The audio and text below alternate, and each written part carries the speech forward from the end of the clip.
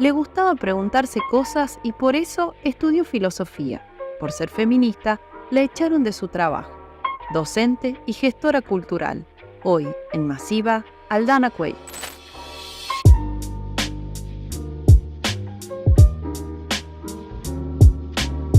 Eh, sí, ya lo sabemos. No nos interrumpas el clímax. Hombres.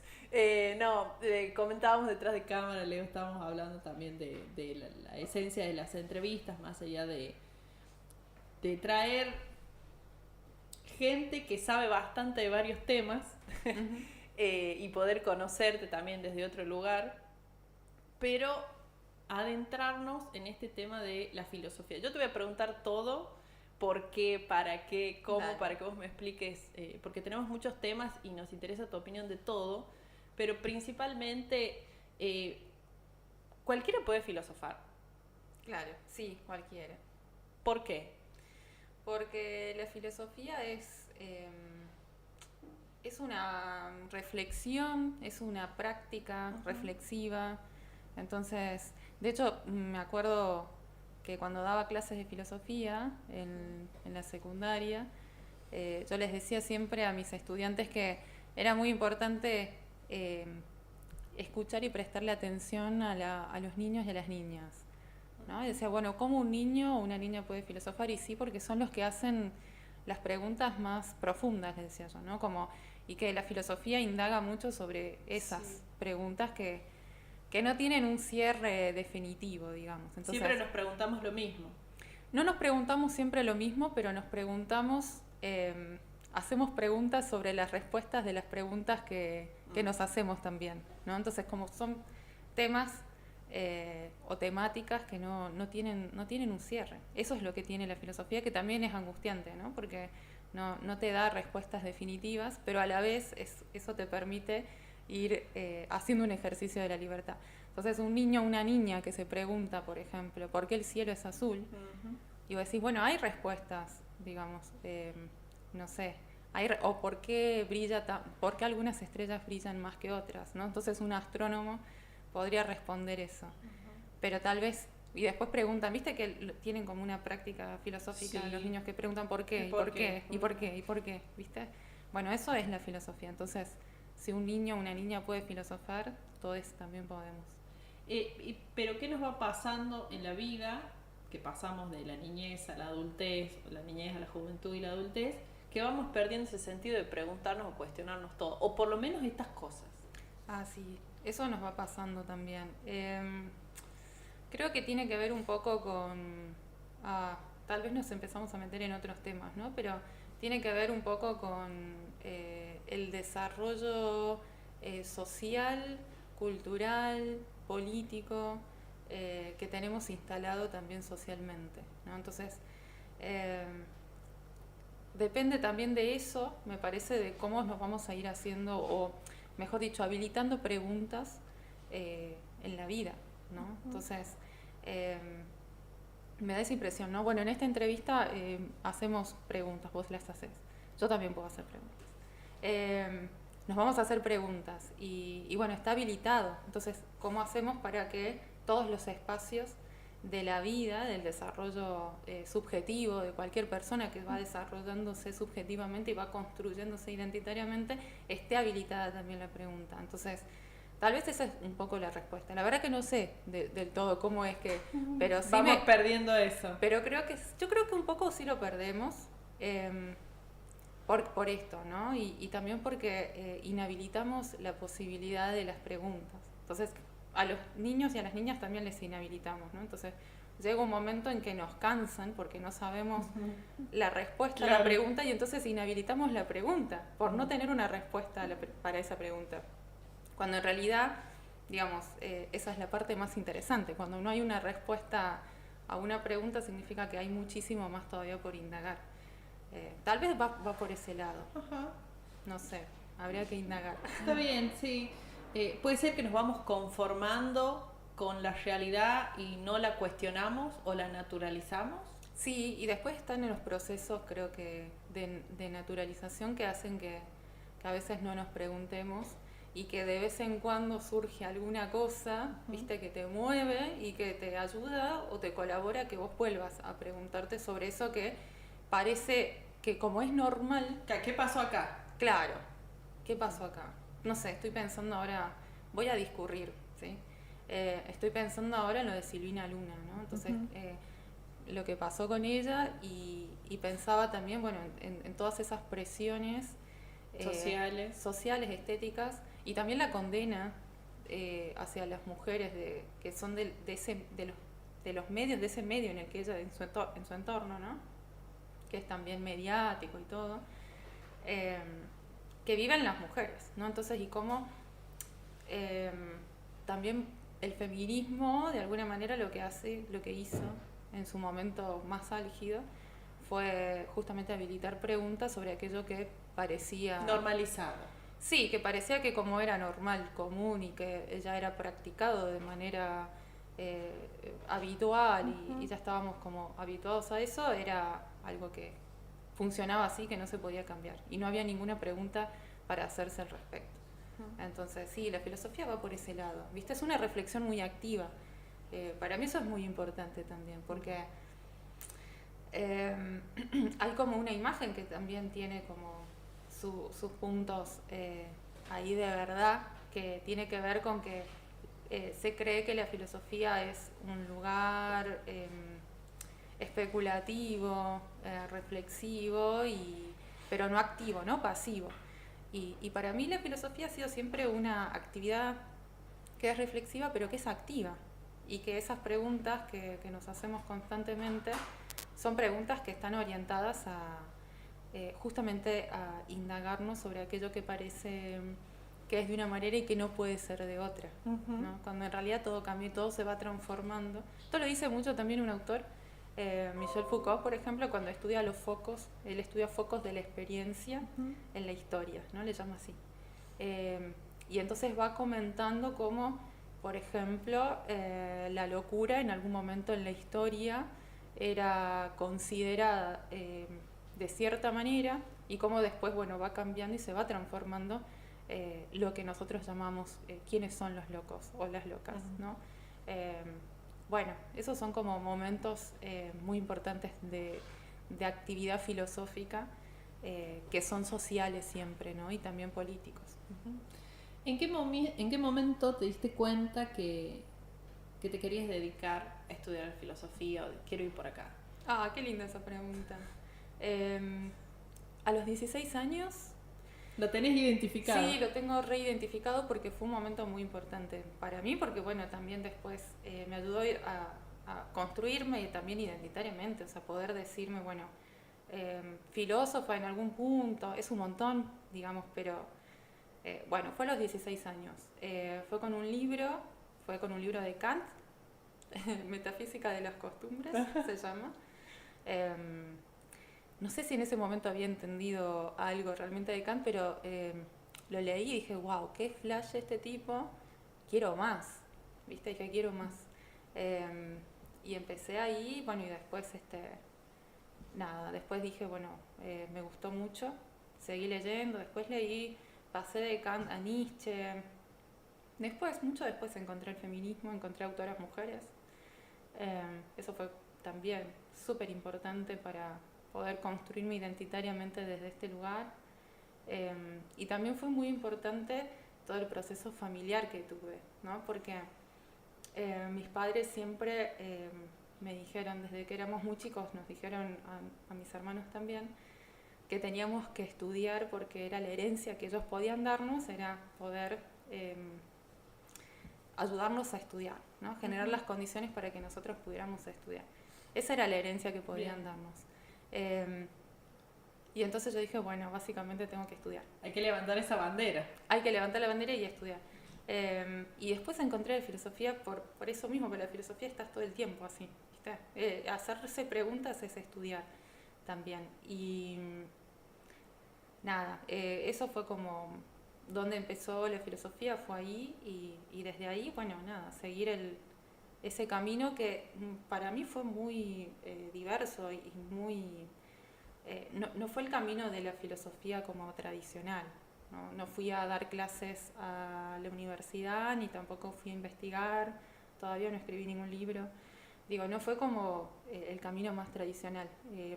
Mi camino de la filosofía fue siempre esto, ¿no? Como te decía, un ejercicio... Autodescubriéndote. Autodescubriéndome y un ejercicio activo, reflexivo, con la militancia. La militancia me ayudó un montón. Todas las militancias en las que estuve me ayudaron muchísimo a explorar muchísimo más el quehacer filosófico y esta reflexión activa. Después la gestión cultural, que me di cuenta mucho después de que lo que yo hacía era gestión cultural con mi espacio, con el Filo Café. Digo, todos esos caminos hicieron que para mí fue un camino filosófico, hicieron que yo me desarrollara, pero no fue un camino tradicional. Yo estudio, me gusta leer, digamos, no te puedes dedicar a la filosofía si no te gustara, ¿no? Si no sintieras que te falta algo si no lees. Pero no fui aplicada, digamos. En la universidad sí, bueno, todo, porque siempre me acomodé como a las normas también, y después las desobedecía. Entonces tenía siempre como esa tensión. Pero, como te decía, no fue un camino tradicional y no soy como una erudita, ¿no? Viste que los eruditos, los filósofos, no sé, hay algunos que estudian el detalle, el pie de página y el... Claro, y después no. Te dejas llevar. Claro, no soy de ese tipo, digamos. Tengo otras formas de ejercer la filosofía. ¿Vos sos de acá de La Rioja? Soy de acá, nací acá. ¿Y tu familia qué hacía? ¿O tus padres de qué trabajaban? Mi padre trabajaba en lo que es hoy Edelar. Ajá. Él trabajaba, en ese momento se llamaba Epelar. Lo despidieron de ese trabajo en la época de los 90, con Menem. Mi madre, trabajadora del hogar toda su vida. Hace poco se jubiló, tuvo su jubilación muy importante, algo que salí a festejar también, que es muy importante para todas las mujeres, reconocer las tareas de cuidado como un trabajo, no remunerado. Eso que llaman amor es trabajo no pago. Exactamente, una frase que resume todo. Y ¿esto qué año era? ¿De cuando tu mamá y tu papá se quedó sin trabajo? ¿Tu mamá...? Mi papá fue en los 90, no recuerdo bien en qué momento, no sé en qué año exacto, porque yo era chica. Y mi mamá fue ahora, el año pasado. Porque en ese momento, porque esto de reivindicar las tareas de cuidado se empezó a hablar hace relativamente poco. Sí. 10 años, y exagero. Sí. ¿Cómo fue en ese momento también en la familia? ¿Cómo se lo veía? La sociedad no se lo reconocía. Ahora, mi mamá no trabaja. No, bueno, claro. Sí trabaja dentro de la casa. Bueno, viste que el feminismo en La Rioja tiene, yo lo ubico más o menos 10 años. Hago como una ubicación en la Argentina es un poco más, a nivel, digamos, nacional es un poco más, porque tenemos más de 35 encuentros nacionales. Más o menos yo lo ubico ahí, como decís vos, 10 años, que se empezó a hablar de estas cosas. Lo de la jubilación de mi madre es muy reciente, y ese reconocimiento de las tareas de cuidado también es bastante reciente. En realidad lo que está sucediendo es que se está habilitando institucionalmente, se está reconociendo institucionalmente las tareas de cuidado como también trabajo, al otorgarle justamente a las trabajadoras de los hogares la posibilidad de jubilarse, etcétera. Un pago, que es lo que se merece como cualquier trabajador. Sí, es un pago que sigue siendo insuficiente, pero que ya es un camino que uno puede decir, bueno, ya tenés acá algo con lo que podés seguir andando. Y hace 10 años atrás sí, no era como algo que habláramos un montón, pero de alguna manera creo que, viste, es como la filosofía, como preguntabas vos recién, todos podemos filosofar, sí, y esas preguntas, sean del ámbito que fueran, sea de la temática o el contexto que sean, digo, sea desde el feminismo o desde el ecologismo, están presentes siempre, ¿no? De alguna manera, cuando somos chicas y nos preguntamos ¿Por qué yo no puedo jugar a los autitos? Bueno, ahí están también. Así que sí. Y cuando dijiste o le planteaste a tus padres que querías estudiar filosofía, quiero ser filósofa, ¿no te miraron raro las mujeres Sí. no son filósofas? No en el sentido de las mujeres no son filósofas, sino como, ¿qué hace un filósofo? O sea, yo quería que seas médica. Piensa. Claro, ¿de qué vas a vivir? Más en ese sentido. Pero bueno, yo pataleé mucho, dije que era lo que yo quería. Primero fue no. Primero fue no, porque además no estaba acá en la carrera, entonces me tenía que ir de La Rioja. Fue como un proceso que, además mis padres no habían vivido con mis hermanos, que son más grandes. Entonces era como... Era un poco y un poco, era la nena que no querían que se vaya. Claro, pero era la que se tenía que ir igual, ¿viste? Así que sí, pero me apoyaron finalmente y bueno, me fui a estudiar a Tucumán. Estudié ahí filosofía y bueno, después volví. Nada, y empezó como todo un camino nuevo de reconocer también, porque me fui 5 años, por ahí no parece mucho tiempo, pero cuando naces acá, ¿vos naciste acá? Sí, nací y criada acá. Nací y criada, bueno, yo también. Entonces, viste que tenés esa cosa del arraigo del territorio, que lo llevas con vos a todos lados, y cuando te desprendes un poquito, yo me fui 5 años, tuve creo que 6 años al final en Tucumán. Sentís la tensión de no estar en tu territorio y sentís que tenés que adaptarte a otro territorio que tiene otras normas de convivencia, otras formas, otra idiosincrasia, por más que sea la misma región, ¿no? Que tiene también sus similitudes por compartir también cosas, por pertenecer también a la misma región del norte. Bueno, y eso fue súper interesante. Y a pesar de eso, bueno, que me contás que uno pasa, que extraña, que se va, ¿siempre te fuiste pensando en volver? ¿Nunca estuvo la idea, voy a ver qué pasa? Sí, siempre estuvo la idea. La idea es, cuando me fui a los 17 años, igual era muy chica. Sí, pero, muy chica. Pero estaba la idea, como decir, bueno, voy a desarrollar mi vida acá, capaz que... pero bueno, después... sentí que eso, que tenía que volver y cuando volví, como te decía eso al principio, empezó un camino nuevo, un recorrido nuevo de encontrarme territorialmente desde otro lugar, ya una Aldana adulta, ya no adolescente o ya no en transición. Con otros conocimientos también. Con ver qué hago con la filosofía acá, o sea, lo primero que hice fue ir a dar clases en las escuelas secundarias, pero...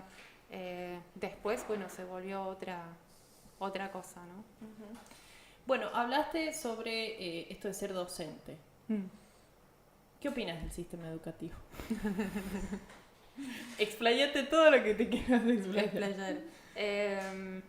Nada, me parece que es algo que, mira, cuando fue hace 8 años atrás, no, 5 años atrás, lo calculo por cuando me despiden de la Pío 12 por feminista y todo ese momento. Vamos a hablar de eso. Lo calculo más o menos ahí, fue hace 5 años. Ya hablábamos, en ese momento yo tenía 23 años. O sea, claro, hace más de 10 años. Yo tengo 35 ahora. Empecé a trabajar a los 23 y en ese momento, a los 23 años, en la escuela ya hablábamos un montón de que estábamos teníamos un sistema educativo que estaba reproduciendo modelos que ya ya estaban caducos, ¿no? Bien. Ya tenían su fecha de vencimiento, ya no hablábamos todavía de la convergencia digital, pero sí hablábamos...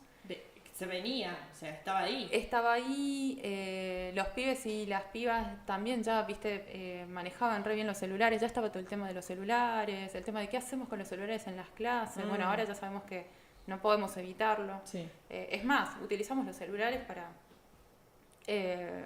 pedagógicamente porque ya no podemos ir en contra de eso. Entonces, ya hablábamos de que había que cambiar las cosas en el sistema educativo. Y hablando de los espacios que habilitan preguntas, que hablábamos al principio con tu primera pregunta, yo creo que una de las cosas que necesitamos seguir reforzando en el sistema educativo es que siga siendo un espacio donde las preguntas puedan ser habilitadas, ¿no? Hoy leía un recuerdo que tenía en el Facebook que había puesto algo como, porque se cumplieron, ahora creo que hace poco, no sé cuántos años de la desaparición forzada de Santiago Maldonado, Y muy loco, me sorprendía porque decía que bárbaro estar repitiendo hoy también algunas cosas similares, ¿no? Porque yo escribía ahí en ese momento y decía que qué importante sería que no se persiga a los docentes que están habilitando la posibilidad de pensar el presente. Entonces, porque no sé si te acordás que hubo como una persecución a los docentes que trabajaban el tema de, que empezaron a trabajar el tema de la desaparición de Santiago Maldonado en las clases, y hubo todo un grupo de padres. Y la relación con la historia que tiene para nuestro país desaparecer personas. Digamos. Claro, tal cual. Sí. Bueno, y en esta persecución, y mencionaste lo que te pasó hace unos años en la Pío XII, ¿nos querés contar cómo fue ese momento también?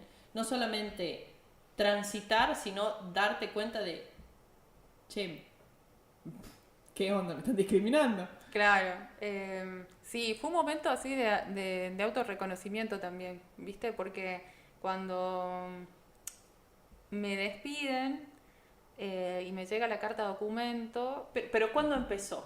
¿Cuándo empezó? ¿En qué momento fue por algo que nada justifica lo que pasó? Simplemente trato de entender el contexto. Sí. ¿Fue un tema que surgió en el aula? ¿Vos no te diste cuenta? ¿Fue un papá, una mamá? ¿Justo pasaba la directora y te escuchó? ¿Cómo fue? ¿Cuál fue el punto de partida? Bueno, esas preguntas que me estás haciendo vos son las que me hice yo cuando me despidieron. Ajá. Nunca me respondieron ellos. Nunca me respondieron. Entonces yo fui y dije, bueno, pero díganme la causa. Y me dijeron, no hay causa.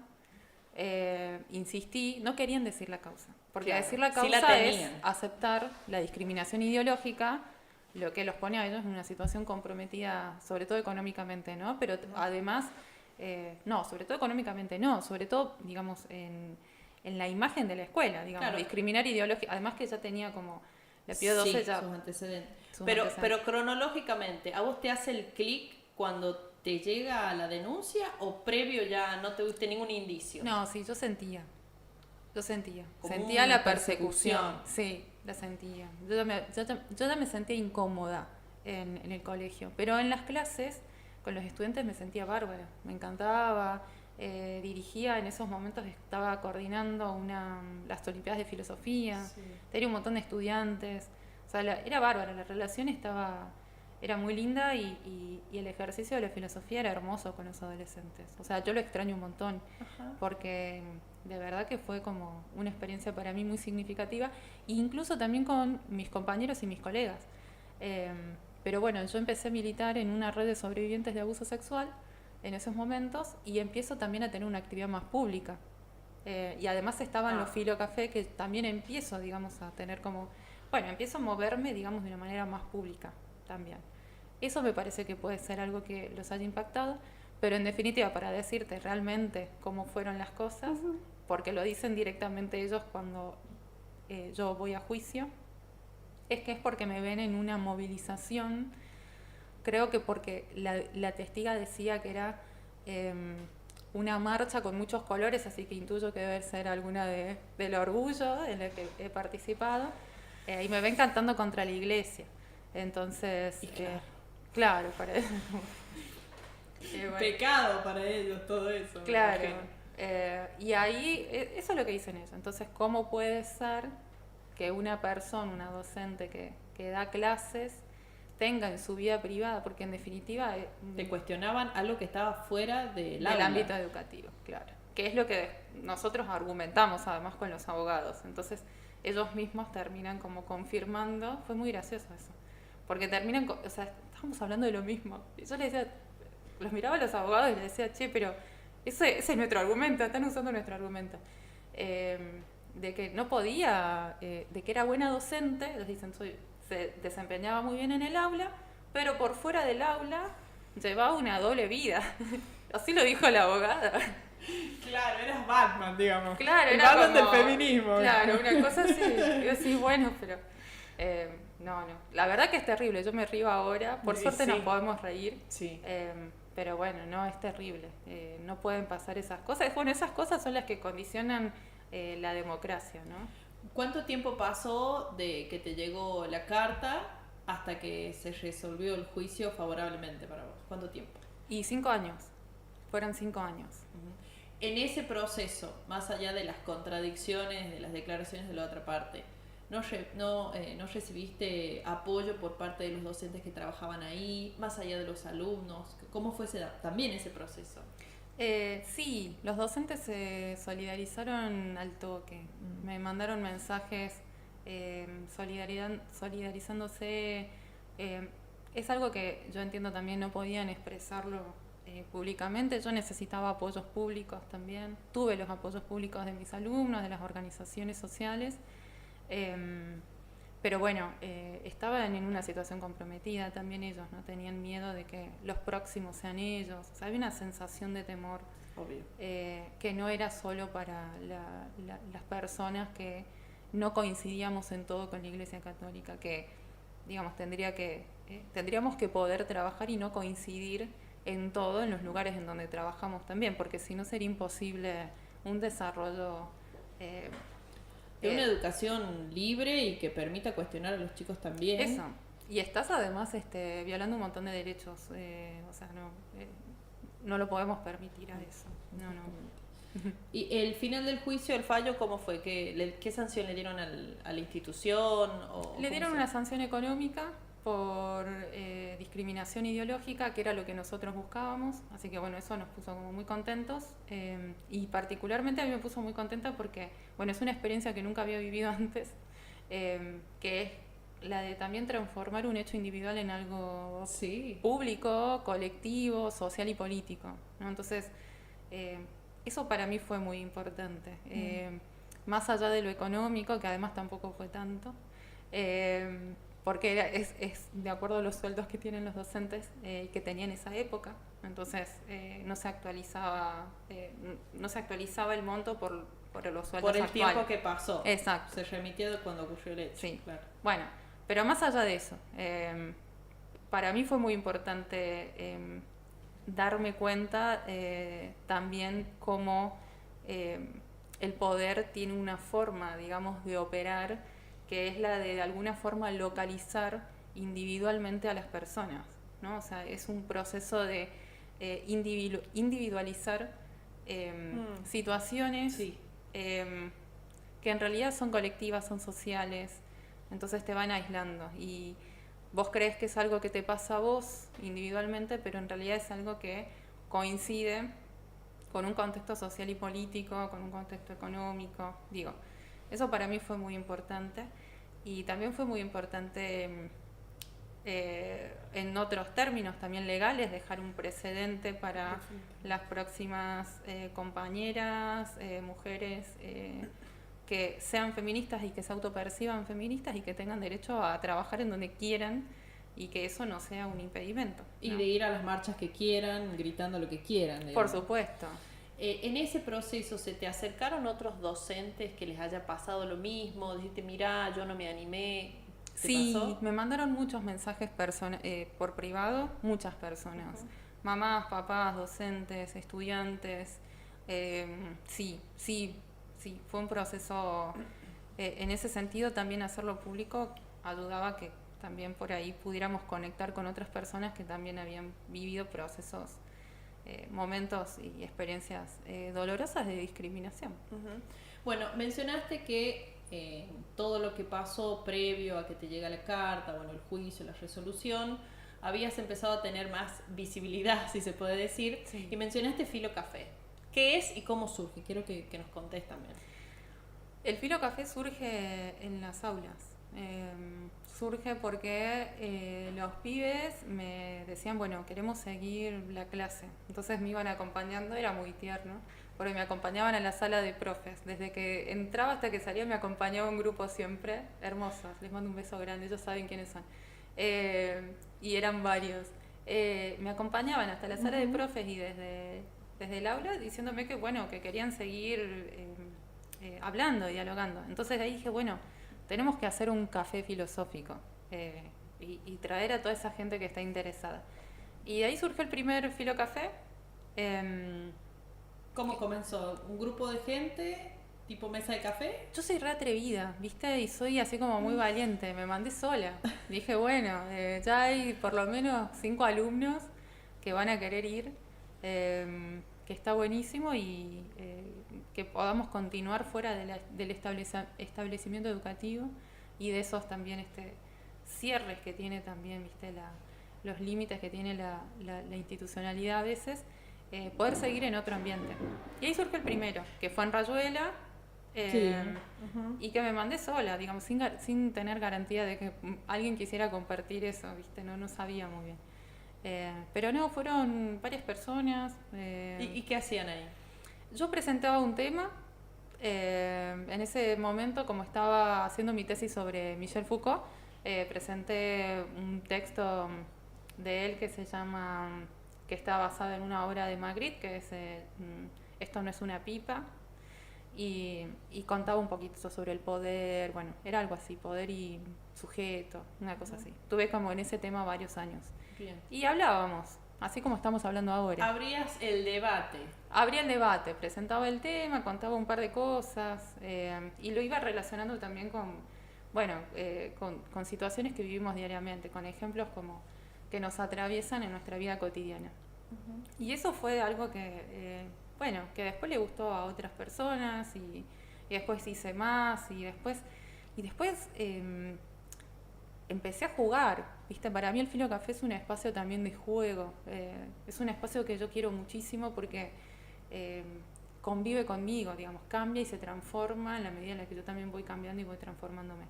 Y es un espacio de juego, siempre para mí funcionó de esa manera. Entonces de repente metíamos música. Fue creciendo. Fue creciendo, cada vez más gente le interesaba y después dijimos, bueno, como empezamos a mezclar disciplinas, música, no sé, artes, etcétera, empezó a venir más gente porque de repente eran personas que decían, bueno, se sentían por ahí no identificadas con la filosofía, que por ahí no hay tanto desarrollo porque no existe la carrera en La Rioja aún. Por ahí gente que escuchó de hablar de filosofía pero que no entendía mucho de qué se trataba o lo vio en la carrera pero se pegó un bajón porque no le gustó, ¿viste? Había muchos casos así y de repente se encontraba con que se podía filosofar sobre la música, que se podía filosofar sobre el arte, que se podía filosofar sobre las violencias que vivimos, y eso creo que hizo que fuera creciendo como también en una comunidad que también nosotros abríamos el espacio para que participaran otras personas, no era siempre yo hablando, sino que invitábamos también a otras personas a ser parte. Y bueno, así fue dándose esto. ¿Y actualmente en qué está Filo Café? Nos pegó un montón, muy fuerte la pandemia. Sí. Viste, a todos nos pegó de diferentes maneras, entonces el espacio también vivió su momento depresivo. Ay. Vivió su momento depresivo porque, dijimos, tenemos que digitalizar y digitalizarse viste que no es una cosa, no es tan sencillo. No es mandar el link de un Meet, nada. No, para nada, porque además tenés que tener también las herramientas, digamos, el conocimiento de cómo editar un video, de cómo... Y son cosas que... Tuve que aprender también, algunas cositas las fuimos aprendiendo con el equipo. Y ahora estamos retomando la actividad, nos estamos moviendo. Van a tener novedades pronto también de algunas actividades que vamos a hacer, algunas cositas lindas. Y por el momento es eso, ¿no? El Filo Café está ahí. Pueden seguirnos si quieren en las redes sociales. Tiro así como... para quienes... ¿Cómo es? Es el Filo.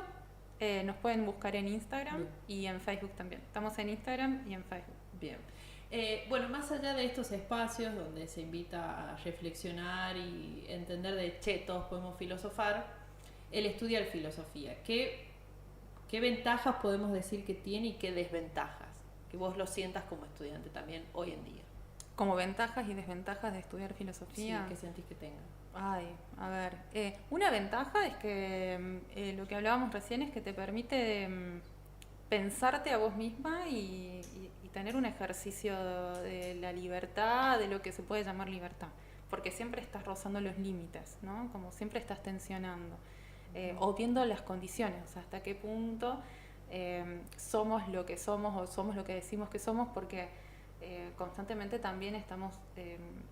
siendo normadas y normados por factores diversos externos que te van constituyendo quién sos y que vos no regulás y no controlás eso. Entonces te permite un ejercicio de la libertad muy interesante, que es también agónico algunas veces. Y esa es la desventaja, te diría, como habitar también eso todos los días de tu vida puede ser como una desventaja.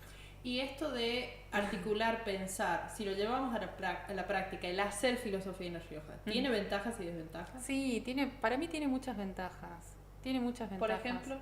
Y este espacio, por ejemplo, que creamos, todas las experiencias que hemos vivido desde el Filo Café han sido hermosas para mí. Y esas han sido, si querés, las puedo poner como en una ventaja, porque sí, obvio, es una forma como de, también eso, de compartir saberes y también, ¿sabés qué siento también con la filosofía? Particularmente en La Rioja me pasa algo, que es esto de decir, bueno, en La Rioja también podemos producir saberes, desde acá también pueden salir filósofos, pueden salir filósofas. Eso para mí es como algo que un sentimiento federal, casi te diría, porque, pensamos también de acuerdo a los lugares donde vivimos, los territorios donde habitamos, definitivamente, las experiencias que hemos tenido en nuestras vidas, de dónde venimos.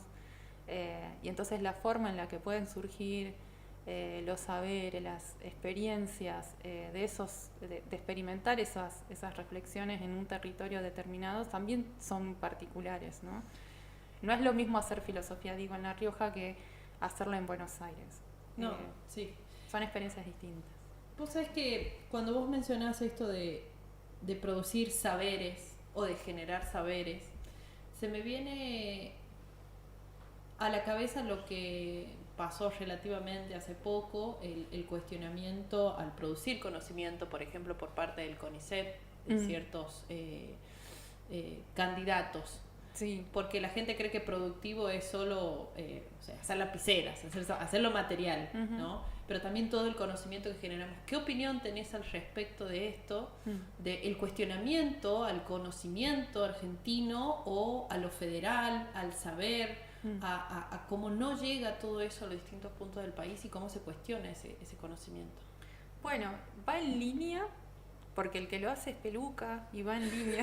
Le vamos a decir así porque no le vamos a dar a su algoritmo. No le vamos a dar identidad. Va en línea, me parece, con un modelo también que se quiere instalar, que ya lo hemos vivido y que siempre está presente igual en la Argentina y en los países, si querés, de América Latina, como para regionalizarlo, que es el de generar también estas formas de convivencia no solidarias y creo que el ataque al CONICET es parte de eso, digamos. Yo creo que incluso no es algo que la persona que lo dice y que lo manifiesta lo está pensando profundamente, ni mucho menos, ¿no? Me parece que es más como en línea de lo que quiere plantear como parte también de la destrucción del Estado, pero no del Estado sin más, sino del Estado democrático y de las posibilidades del desarrollo también científico en este caso y tecnológico, que es muy importante en la Argentina. Se defendió al toque, ¿viste? Al otro día salieron muchas personas a defenderlo, a defender el CONICET y defender también el desarrollo científico de la Argentina, que es fundamental. En términos, digamos, políticos y económicos es fundamental. No podemos, un país desarrollado necesita científicos. Eso como para darle también una lógica, si querés, distinta también a la conversación que estamos teniendo para ubicarla ahí. Pero en otro sentido también, digo, forma parte, digo, de un plan que tiene la oposición, en este caso Bullrich y Milei, que es el de destruir el Estado que tenemos, ¿no? Hay un objetivo que para mí es como muy evidente, que es la destrucción del Estado como garante de derechos humanos.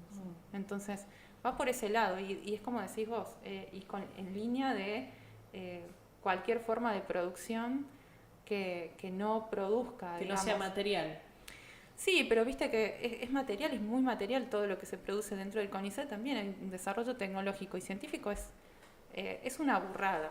La verdad que es una burrada lo que dicen. No tienen ningún tipo no tienen argumento, no tiene solidez. Entonces, podemos decir que el Estado no es malo, o es malo. el Estado, y depende, el Estado terrorista es malo, digamos. Un Estado democrático es bueno, pero también hay un montón de condicionamientos que están siendo muy visibles de la democracia, que siempre están, ¿no? Que son los condicionamientos que hay que ponerlos también en la mesa, que tienen que ver con una visión social de la democracia, y no solo económica o institucional, o mejor dicho, social y económica y no solo institucional. No se trata solo de votar cada 4 años, sino de poder garantizar también inclusión, accesibilidad, la posibilidad de ampliar los horizontes y el ascenso social de la clase trabajadora, qué sé yo, cosas que decimos un montón y que cuando eso no se da, que fue en las grandes crisis, por ejemplo, del 2001, estoy pensando, la crisis del 2001 fue una crisis que llevó a la gente a un grado de desocupación, crecimiento de la desocupación, de la pobreza y del endeudamiento, pero hemos vivido del 2016 al 2019 también un proceso de crecimiento de deuda, ¿no? La gente que se endeudaba para pagar deudas, una cosa. Bueno, eso también condiciona la democracia, digamos, no solo la muerte y la desaparición de las personas, que es una cosa tremenda, sino también esto, ¿no? Entonces ahí es cuando decimos, bueno, si hay ciertas cosas que sí necesitamos cambiar, que sí necesitamos transformar del Estado, pero teniendo todas las cosas sobre la mesa. Pero no destruyendo. No destruyéndolo, claro. Bueno, en esto que me mencionas de las atrocidades que se dicen, no reivindicar el conocimiento argentino o no poner en valor la educación pública, ya vamos a hablar de eso también. En las últimas elecciones hubo un acompañamiento de la sociedad a esta fórmula, o estas dos fórmulas que quedaron primero y segundo, que vienen a destruir y no a transformar o mejorar. ¿Qué opinás de la frase de que la sociedad se está derechizando? ¿Es tan así? ¿Cómo lo podemos analizar, si querés, filosóficamente también? Vos sabés que no me convence tanto de que la sociedad se esté derechizando, ¿viste? Porque pasó, no sé si viste, como varias experiencias que igual yo las vi por Twitter, digamos, pero que son válidas, ¿no? Porque gente contando de manera genuina que iba a votar y que, no sé, cortaba boleta y votaba a Milei y a Kicillof, o cortaba boleta o un caso que me dio mucha gracia, que fue al cuarto oscuro y que estaba buscando la boleta de Milei y como no la encontró, votó a Bregman, ¿viste? Y es como, claro, ideológicamente son opuestos, entonces tal vez tengamos que pensar que el análisis de izquierda y derecha ya no es un análisis que pueda por lo menos ser suficiente en términos de elecciones. Y me parece eso que te decía, ¿no? Como que, bueno, el resultado de las elecciones muestran que necesitamos generar algunas transformaciones, algunos cambios, pero poniendo todo sobre la mesa, y poniendo todo sobre la mesa me refiero a también tener en cuenta las presiones que vive nuestra democracia de parte de el poder que es expresado a través de el sistema financiero, a través de los medios de comunicación hegemónicos, el famoso lawfare, a través de... Entonces hay que poner todas esas cosas sobre la mesa, yo creo que para entender que también algo que pasó fue como la discusión de si el electorado votó bien, votó mal, ¿viste? Sí. Tal vez como superar si votó bien o votó mal el electorado, y en todo caso pensar si nuestra democracia está siendo más condicionada por los poderes fácticos que por la voluntad popular, ¿no? Y entonces eso genera una situación muy compleja. En esto que mencionás porque venimos hablando de la educación, venimos hablando de cómo ciertos partidos políticos quieren coartar los conocimientos, que también tiene que ver con invertir en la educación. Pero se me viene a la cabeza las últimas elecciones, las caras de siempre, la demanda de las juventudes frente a la política. ¿Sentís también que debería haber parte de esa autocrítica, más espacio para la mirada de las juventudes? Sí, me parece que sí. Es un tema lo de las juventudes, porque me parece que, a ver, voy a decir algo. Todo. En el 2019, el escenario que lleva a que Alberto Fernández gane las elecciones es un escenario buenísimo. O sea, había más de 2 millones de mujeres y pibes y pibada en las calles. Se estaba viviendo el inicio de un proceso que todavía estamos en ese proceso, ¿no? Pero que de transformación política y social, todas estas cuestiones que hablábamos al principio de la pregunta y cómo bueno, estábamos viendo cómo las preguntas estaban generando efectos concretos y reales y materiales en la sociedad. De repente estábamos preguntándonos, y en todas las casas, ya el feminismo había entrado en todas las casas, por todas las ventanas. Se estaba hablando, se estaba discutiendo. Sí, se hablaba de paridad y de repente dijimos todas, bueno, acá vamos, y nos juntamos y nos organizamos. Entonces había un escenario hermoso social, lleno de pibes y de pibas en las calles. Me acuerdo que todas las pibas y los pibes estaban también como presionando a los partidos políticos a los que ellos pertenecían. Que escuchen. Sí. Se llegó un momento, me parece como muy interesante dentro de la política y que se desperdició. Y ahí es donde yo creo ¿Por qué sentís que se desperdició? Porque no pudimos sostenerlo. Si hoy tenemos, por los resultados de las elecciones, los resultados de las elecciones como te da como un material para poder pensar también esto que decís, ¿no? ¿Qué lugar les estamos dando a los jóvenes hoy?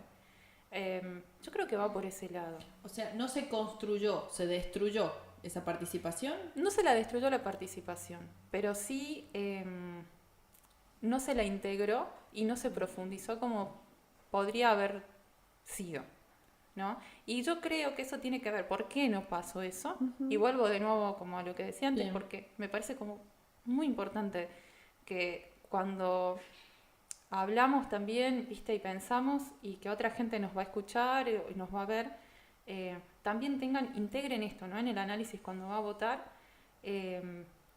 cómo que las cosas que suceden en la Argentina, sí. Las formas en las que también se dan los niveles de desigualdad y pobreza, dependen también de la situación de Argentina dentro de la región de América Latina y en el contexto internacional. Hay que pensarlo también porque parece como algo que solo los analistas internacionales pueden pensar o debatir o discutir y no lo vemos como aplicado también a nuestra realidad, ¿no? Y a nuestra vida diaria. Y digo, si los poderes fácticos, si los medios de comunicación, si el poder judicial están interviniendo constantemente en el desarrollo de la democracia o en la posibilidad de una democracia plena, entonces, bueno, ahí es cuando tenemos que como también decir, bueno, esto es muy importante, tenemos que tenerlo en cuenta cuando aparecen personajes que te están diciendo que hay que eliminar el Estado, que el Estado es puro gasto público, que si te enfermas te voy a dar un voucher, ¿no? Entonces, todo eso que se está hablando ahora, me parece que es un efecto también de eso. Y fíjate que es muy loco porque no hablan, o sea, hablan en contra de la justicia social, pero no mencionan en ningún momento la independencia ni se cuestionan la independencia del Poder Judicial, ¿no? Entonces, ni tampoco mencionan los procesos de... bueno, ahora se cumplió 1 año del intento de magnicidio de Cristina, ¿no? Sí. Tampoco se menciona eso, ¿no? Todas esas instancias de intervención del Poder Judicial sobre otros poderes, el Poder Ejecutivo, el Poder Legislativo, que supuestamente, digamos, bueno, ese es el sistema de gobierno y democrático que tenemos también en la Argentina, que encima que ya tiene sus fallas y que necesitamos cambiarlo y transformarlo, encima hay gente que te propone que hay que eliminarlo. Imagínate qué nos queda a quienes... Hay una frase que me parece como... la estoy usando un montón ahora, me la he apropiado, que es de Rejón, que es un político de España, que él decía, en campaña, ¿no? En la campaña de Sumar, en España decía, para quienes no tengan una familia con privilegios, para quienes no tengan una herencia, que exista un país, ¿no? Que exista una patria, que exista un Estado. Es necesario para quienes no tienen privilegios, que todo bien, digamos, si has nacido en una familia que puede concederte los recursos para que vos puedas ampliar, para que puedas ampliar tu horizonte y puedas desarrollarte como ser humano con todos tus derechos adquiridos, pero hay gente que no tiene esos recursos, y para esa gente tiene que haber una patria, tiene que haber un Estado, y eso es lo que nos quieren quitar. Pero ¿sabes qué me pasa? Yo coincido 100% en que el Estado tiene que dar respuesta ante esa desigualdad, pero el grueso del electorado, por decirte así, que votó, es gente que estudia gracias a la educación pública, claro, tiene salud pública, gracias a los planes sociales puede hacer su casa, sus hijos pueden comer. Entonces es como, sin echarle la culpa al electorado y cuestionando siempre las figuras repetitivas políticas, pero parece como que no sé si no se entiende el ejercicio que quieren hacer al destruir el Estado, o no creen que el problema vaya a ser tan grande al votar a estos candidatos que vienen a romper. Sí, yo creo que hay una manipulación constante también mediática. Hay una manipulación mediática muy fuerte. Yo he dejado de ver incluso todos los medios en el último tiempo porque, por una cuestión también de que me he sentido como muy desbordada después de las elecciones, entonces me tomé como unos días para decir, bueno, voy a... Y también, me fui hacia los libros, me fui hacia como por ahí otras experiencias también para poder pensar estas cosas. Me parece que hay mucha manipulación mediática y también me parece que, yo entiendo lo que vos decís porque también me he hecho esa pregunta, ¿no? O sea, si estudiás gracias a la educación pública, te recibiste, o incluso, digo, personas que trabajan en el CONICET que pueden haber ido a votar a Milei, ¿no? Total. Y después Y entonces me daba vueltas en la cabeza también esa contradicción. Pero bueno, también es esto, ¿no? Cómo la gente va a votar, lo que decía antes, cómo vamos a votar y cómo la gente va a votar con un crecimiento de la pobreza o con un crecimiento de la inflación, y va a votar en un sistema democrático con condicionamientos también a la misma democracia. Entonces eso también nos está generando como, viste, esto de que vas y cortás boleta y votás a Milei y a Kicillof o a Milei o a Miriam Bregman, digamos, en sustitución de Milei. Hay un video de un chico que le preguntan a quién vas a votar. A Cristina. No, Cristina no se postula. Bueno, entonces a Milei. Claro. Nada que ver. No, yo creo que todo eso nos está dando como mucho material para pensar y para decir, bueno, a ver, veamos qué está pasando acá. Son momentos también para hacer las autocríticas que decías vos, pero sobre todo para detenernos un ratito en medio de toda la vorágine y escuchar qué le pasa a la gente, escuchar por qué fueron y votaron de esa manera.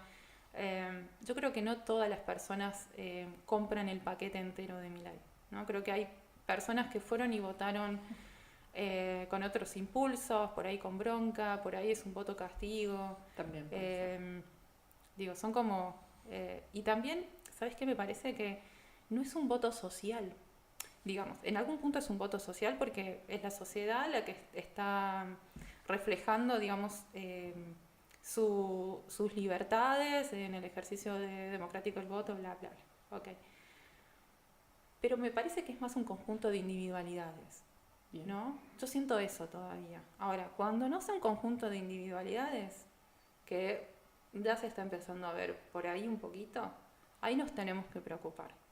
Cuando ya no sea un conjunto de individualidades, cada uno dice, bueno, yo lo voté a Milei porque, no sé, no llego a fin de mes, yo porque estoy cansado de la casta, yo porque, no sé, todos los argumentos que tira Milei, que no son argumentos, en realidad son como... Iba a decir una mala palabra, pero bueno. Sí, caca. Claro, es eso. Es eso, es caca. Es la caca. Me parece eso, que por ahí enganchan por ese lado y que son votos individuales. Que si en algún momento se convierten en votos colectivos, ya ahí hay que pensar en otros términos, ¿no? O sea, es como, eso es peligroso. Igual creo que no tenemos que subestimar nada. Creo que estamos viviendo un momento complejo, que sí es peligroso en algún punto, pero que no tenemos que tener miedo y que nos tenemos que organizar, rever lo que hicimos, lo que hacemos, empezar a comprometernos con esas banderas y esas convicciones que hemos llevado siempre y que, bueno, por ahí necesitamos que nos agiten un poquito para volver a retomarlas y decir, bueno, acá estamos presentes, más allá de... porque vivimos hace más de 10 años que hablamos de que estamos en crisis de representatividad también, ¿no? O sea, no es algo nuevo. Lo que pasa es que lo que hace la oposición es agarrar eso, que en realidad agarra eso y que es muy hipócrita también en agarrarlo, ¿no? Porque... no sé, pienso en Bullrich, que, bueno, lo toma y aprovecha, en todo caso, esa debilidad, si querés, lo podemos pensar como también una debilidad, y lo utiliza como una estrategia electoral y le funciona, pero no es mucho más, viste que no hay un programa, no hay propuestas, o las propuestas ahora ya salió a decir que van a ser de acá a 35 años, sí, claro, porque no son viables. Entonces como que se cae muy rápidamente, yo creo que es como muy frágil. Pero hay que tener cuidado. Bueno, en una de estas propuestas mencionaste lo de los vouchers, que se cansó de explicar que sí, ¿qué opinión tenés? Ya sé que en contra, pero para enviarle un poco más de información a la gente a la casa, claro. Mira, voy a reconocer algo también con respecto a los vouchers y es que... lo que he visto y lo que he leído y lo que he escuchado de Milei, no lo puedo escuchar mucho tiempo, pero lo he escuchado para poder... Me molesta. Es que es insostenible lo que dice, es una locura. No tiene mucho sustento, ¿no? Son todas cosas, todas propuestas dispersas. ¿Sentís que él no tiene como un asesor? ¿O él realmente está convencido de que lo que dice es así? Yo creo que está convencido. Yo creo que sí está convencido y de que tiene muy buenos asesores que le han dicho que tiene que captar emocionalmente por este lado y también de que juega para los poderes fácticos. O sea, ahora los últimos rumores, digamos, eran de que ya estaba haciendo sus alianzas con Macri, ¿no? Entonces, el anticasta. Y... qué sé yo, ¿viste? Son todas cosas que se caen, porque en el ejercicio de la política no funcionan así. El ejercicio de la política es otra cosa, y lo que sale de ahí como análisis de ese mismo ejercicio son otras cosas, digamos. Es otra forma también de pensar la realidad en términos, si querés, más pragmáticos, pero a la vez comprometidos, ¿no? Y él me parece que tiene como una forma en su estrategia, digamos, electoral ha sido esa, como la de enganchar emocionalmente. Leí también por ahí que decían, bueno, la cantidad de personas que pagó el TikTokers y qué sé yo para la campaña, ¿no? Bueno, porque es donde están todos los pibes, que son también pibes que... no sé, nacieron después del 2001, entonces no vivieron lo que fue la crisis del 2001, o no vivieron la dictadura, pero tampoco hace falta, ¿no? Bueno, ahí podemos hablar también de la educación pública como un lugar y un espacio en donde necesitamos como ese compromiso también social y solidario para generar normas de convivencia que están siempre presentes, pero que hoy se nos están planteando, eso también es peligroso. Eso sí lo veo también peligroso, pues, porque se están... generando otras normas de convivencia que son normas de convivencia permeables en contra de los derechos humanos, ¿no? Por ejemplo, con la violación de los derechos humanos. Y no sé, estoy pensando como en esto de hablar, digamos, con soltura, que es algo que no pasaba antes. O sea, antes la gente no se animaba a hablar con soltura a favor de los genocidas, ¿no? A decir, bueno... No había eso, ¿viste? Como hay una impunidad también en la forma de expresión a través de las redes sociales, que también está generando otras normas de convivencia. Entonces yo puedo opinar, por ejemplo, que, no sé, que en realidad las desapariciones forzadas no han sido forzadas. No sé, cosas así, locuras como esas, y se le está dando lugar como si no hubiera ningún tipo de repercusión en términos sociales y de convivencia entre nosotros, de afirmar estas cosas. Pero ¿por qué? ¿Qué pasó desde hace unos años atrás hasta ahora para que... bueno, ahora voy a hablar de esto. Para mí no son 30.000, como dijeron en su momento. ¿Qué pasó que hubo ese cambio en la sociedad? Y yo creo que lo podemos contextualizar también con los golpes de Estado que hubo en Bolivia, el golpe de Estado también que se vivió, que terminó con Lula preso también en Brasil, y con Dilma. Creo que podemos relacionarlo de esa manera, ¿no?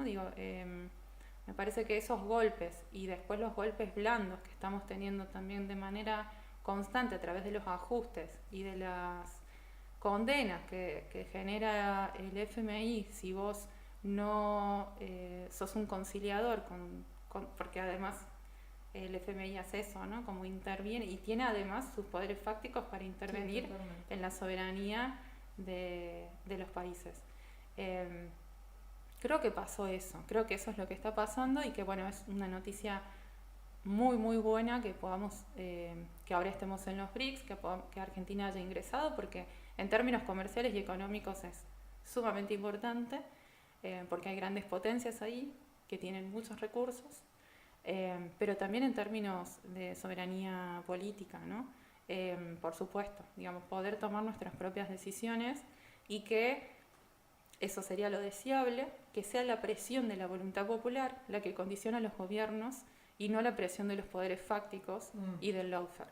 Yo creo que eso es lo que pasó. Entonces, yo creo que coincide Argentina como parte de la región de América Latina, que está dentro de estos condicionamientos de la democracia y que podemos hablar ya de golpes blandos, ¿no? Que son todos esos ajustes y esas presiones que vivimos todos los países de América Latina, de toda la región. Bueno, estamos llegando al final, pero no quiero pasar por alto hablar un poco del feminismo, porque venimos hablando de que viene tomando fuerza de 2018-2019, todo eso que venimos hablando hace 10 años atrás, el cuestionamiento, pero también retomando la idea de los candidatos, sí. Los dos candidatos que quedaron primero y segunda, tienen un discurso en contra del feminismo. Sí. Eso también han usado al feminismo como... ¿Lo han demonizado para que la sociedad hoy no crea tanto o, bueno, siga creyendo que somos unas locas? Sí, yo creo que sí. El feminismo siempre fue demonizado. Si lo pudiéramos definir ya, ¿qué es el feminismo?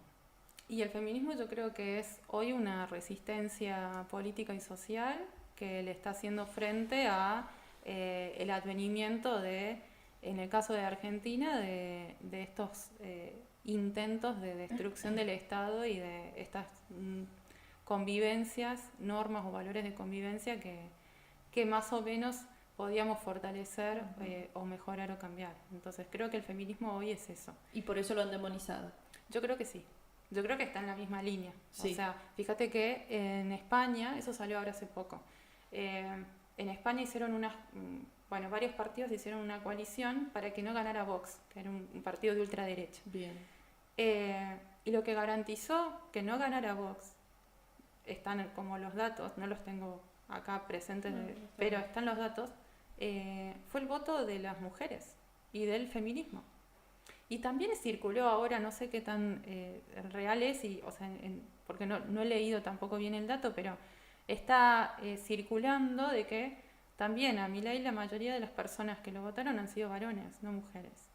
Entonces todo eso, digamos, me parece como eso, sumado a lo que hablábamos hace un momento, de que yo creo que en Argentina el escenario político y social que garantizó las elecciones del peronismo, de Alberto Fernández, en este caso, representado por él como presidente, fue el feminismo.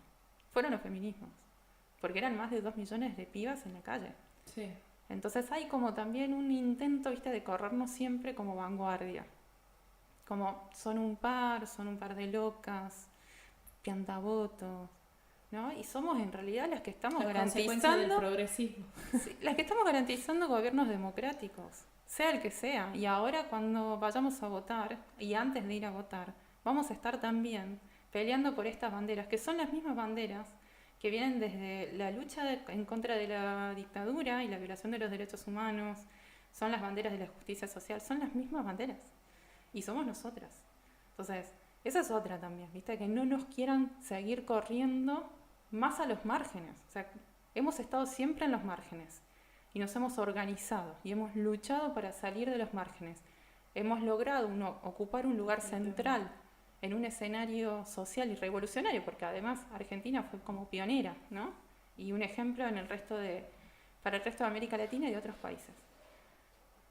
Y que después de todo eso, después de paros internacionales de mujeres, paros internacionales con muchísimos países que adherían, después de más de 35 años de encuentros nacionales, ahora plurinacionales de mujeres, nos siguen corriendo, digamos, a los márgenes, haciéndonos creer que somos unas locas y una vanguardia. Bueno, se van a sorprender. Somos las mujeres las que siempre salimos a la calle, desde las abuelas y las madres de Plaza de Mayo, somos nosotras las que salimos siempre a denunciar esa falta social. Pero ahora, ¿los varones también pueden ser feministas? Sí, tenemos que incluir a todos los varones. Ya está. Yo creo que ya es momento de que los feminismos abracemos a los compañeros, que vengan junto con nosotras. No podemos ya... estoy siendo un poco normativa, ¿no? Es decir, no podemos. Bueno, son decisiones que se toman de manera colectiva y qué sé yo. Pero me parece que ya no podemos, en este escenario, generar entre nosotras procesos de exclusión. Ya está. Me parece que hay que integrar a los compañeros. Los compañeros van a tener que también aprender a construir otra forma de política. Pues las mujeres hacemos política desde los márgenes. Entonces es otra política. No es la política, digamos, o el ejercicio político de un varón que nace... Del centro, de la hegemonía, del claro. poder, de no tener que luchar por tus derechos porque naciste varón y ya los tenés. Claro, o que el ejercicio de la política ha sido un recurso históricamente de varones. Sí. Después habrá como diferencias porque también te podrán decir algunos varones, bueno, pero yo no tuve acceso a la participación política o a ciertos derechos también porque soy campesino, soy pobre. Entonces también es como ir viendo... Que los excluyen los mismos varones. Que eran excluidos por el mismo sistema que era exactamente patriarcal. Entonces creo que sí, que tenemos que sumar. El escenario es difícil. Y creo que, bueno, que también nos dejen y nos permitan y nos permitamos en conjunto transformar también la política para mejorar este escenario que tenemos. Yo le tengo mucho miedo a los varones. Sí. Yo digo más que acompañen, que estén en el centro. Le tengo mucho miedo al poder de los varones. Es que no puedes confiar mucho, ¿viste? No, es como... Históricamente tenés mucho... Cada cosa que escucho es como, los detesto. Y no, a mí me encantan los varones, digamos, yo soy heterosexual aparte de eso, pero no voy a caer en el tengo primo, hermano, varón, ¿viste? No. Claro. Pero a la fuerza... Papá es varón. Mi papá es varón. Pero a la fuerza del varón, sí. Fuerza política, fuerza... tengo mucho miedo, digamos. Entonces, por eso hay una parte de mí que todavía... No hay que tenerle miedo, Hay que... Lo combato con miedo, pero sí, lo combato. con miedo. Bueno, al final de cada entrevista, nosotros les regalamos un cuaderno a nuestros invitados, pero en la portada, en una de las primeras hojas, escribimos una frase y les invitamos a que la lea y reflexione. Si está de acuerdo, sí. A ver, ¿qué opinas? Qué linda, la leo. Ni la tierra ni las mujeres somos territorio de conquista. Hermoso. Sí, claro. ¿Es así? Es así, por supuesto. Bueno, ahora estuve hace poco en un encuentro de mujeres campesinas indígenas que están ahí peleando y defendiendo sus territorios y que son ellas mismas, ¿no? Su cuerpo. Así que Sí, por supuesto. Justo. Bueno, gracias Aldana por este tiempo. Gracias a vos. Espero que te hayas sentido cómoda. Súper cómoda, súper contenta. La verdad que, y además hace mucho que no tenía una entrevista larga. Así que gracias. No sé cuánto tiempo se me hizo la producción. 1 hora y cuarto. Bueno, es re bien, es un montón. montón. Si nos daban más letras. Seguíamos, seguramente. Bueno, gracias. Gracias. Gracias.